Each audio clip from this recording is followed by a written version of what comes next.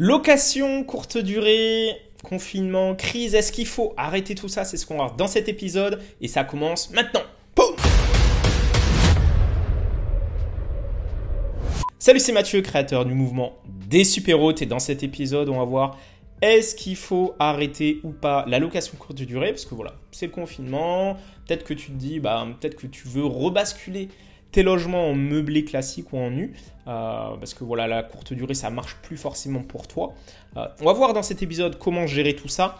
Mais avant ça, si tu souhaites avoir toutes les techniques, les stratégies et les outils pour atteindre toi aussi ton indépendance financière, clique sur le bouton s'abonner et sur la cloche pour être sûr de ne rien manquer. Donc oui, clique sur le bouton s'abonner tout de suite pour pouvoir télécharger les prochaines ressources. Donc, est-ce qu'il faut arrêter ou pas la location courte durée? Donc, il y a beaucoup de personnes qui me contactent, qui me disent « Oui, Mathieu, la courte durée, est-ce que c'est fini? Qu'est-ce qu'on doit faire? Est-ce que je dois les rebasculer ou pas en meublé, on va dire, normal ?» Et ça, c'est tout à fait légitime de se demander ça, parce qu'on se dit peut-être que tu as eu pas mal d'annulations, tu as du mal à peut-être avoir des réservations. Donc, pour ça, moi, j'ai deux, on va dire, de penser par rapport à ça. Donc déjà la première c'est de se dire, moi je me dis que, et je vais te montrer avec des faits concrètement, que en fait ce qui se passe c'est que la courte durée, et c'est comme les hôtels, ça existait depuis la nuit des temps en fait. Donc il y a eu même la crise, l'histoire du Bataclan où sur Paris il n'y avait quasiment plus rien, c'est reparti. Là ça va repartir, on a déjà vécu un premier confinement, c'était reparti. Là, on s'en a un deuxième, ça va repartir. Mais ce qui se passe, c'est que pendant le confinement, il y a toujours des personnes qui sont en déplacement. Donc pour moi, et je le vis au quotidien, il y a toujours des réservations qui tombent, mais le modèle, il est un peu modifié. C'est-à-dire qu'en gros, ça va être surtout des professionnels, si tu veux, qui sont toujours en déplacement, parce que voilà, il faut que l'économie tourne. Et il y a toujours des gens qui viennent dans la ville, qui sont en déplacement, qui ont besoin peut-être d'espace pour travailler. Et il faut, par rapport à ça, forcément, si tu adaptes les mêmes prix que tu faisais à l'été, etc., tu auras des soucis. Et c'est pas parce que aussi unitairement que tu réduis tes prix. Moi, ce que je te conseille, que tu vas avoir plein de réservations. Donc moi, ce que je te conseille, c'est plutôt justement de cibler les longs séjours. Donc pour cela, il va falloir faire des promotions. Donc des promotions concrètement de 2 à 3 nuits 5%, 4 à 6 nuits 20%, 1 à 2 semaines 30%, 3 semaines 35%, 1 mois 40%, et mettre en place un certain nombre d'actions pour cibler la clientèle professionnelle.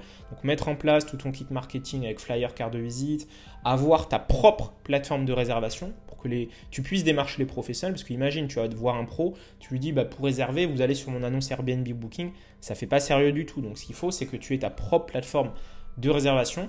Fais-nous signe si jamais tu veux qu'on crée ça pour toi en clé en main. Tu peux nous faire signe.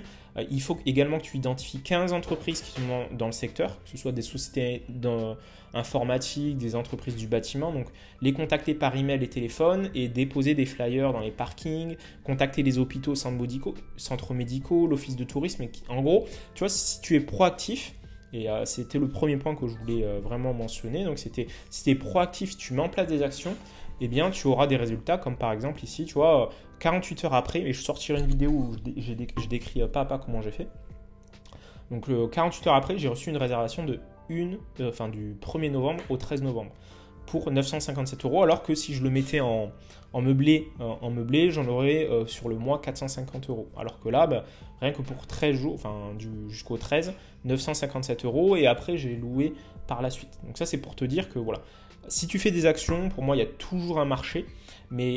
Ensuite, le deuxième point vers lequel je veux aller, c'est qu'il y a beaucoup de personnes qui se disent « Oui, je vais le remettre en meublé, on va dire, classique. » Mais le problème, c'est que quand tu le mets en meublé classique, quand tu as un locataire, c'est difficile de le sortir, en fait. Donc, et c'est beaucoup plus simple, je pense, pour moi, en courte durée, de réduire les prix et de se caler, quitte à mettre des grosses promotions pour les longs séjours pour capter justement cette clientèle qui va rester 3 semaines, 1 mois, voire plus, et avoir l'opportunité et la liberté de pouvoir reprendre ton logement facilement par la suite en fait. Parce que en gros, si tu mets quelqu'un, que tu le loues en nu comme ça, la personne elle est dedans, tu peux pas, avec la trêve hivernale, machin compagnie, la personne si elle n'a pas envie de payer, bah, tu peux rien faire. Tandis que là, voilà, avec la courte durée, bah, je pense que tu as le meilleur des deux mondes, c'est-à-dire que voilà, la personne, bah, déjà elle a payé, elle a déjà payé avant de venir, et en plus de ça, bah, à la fin du contrat, bah, elle part et puis voilà, c'est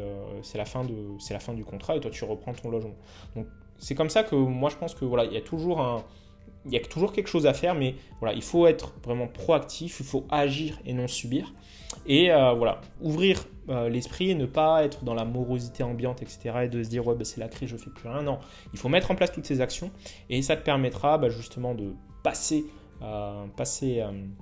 bah, cette étape, parce que c'est une étape, hein, et d'en sortir plus grand et être prêt voilà, lors de la reprise. Donc il faut vraiment voilà, continuer.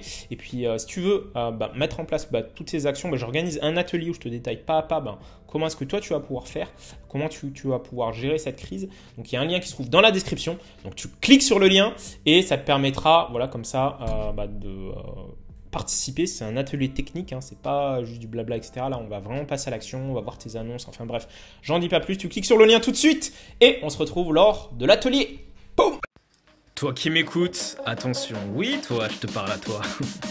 Surtout, ne passe pas à l'action après cette vidéo, non. Ne change rien, reste dans l'ombre et continue de galérer avec ta location courte durée.